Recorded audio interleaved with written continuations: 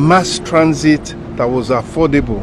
So it's a question of coming down to fuel, which to fuel an average 15-seater bus here today, about 50,000 naira at the market price, or at the price at the filling stations of petrol.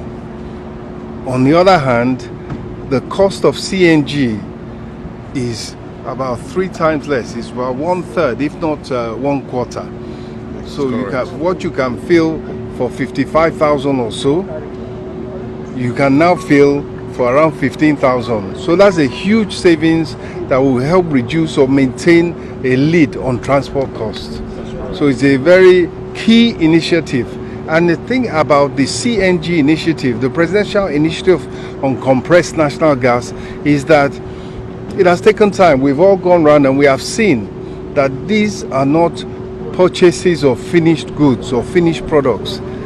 It is assembly.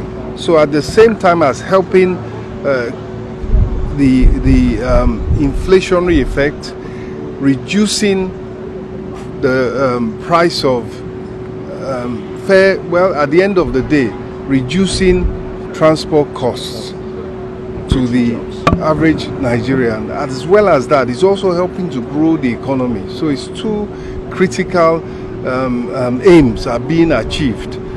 And what is important is that I've come to see what is happening with the CNG initiative. Where are the buses, as Nigerians are asking? And I've seen for myself, I've driven them, I've tested them, and I've seen them being assembled. And of course, in the very near future, they'll begin to be rolled out, and the benefit will be available to all Nigerians. Thank you. Next. Thank you, sir.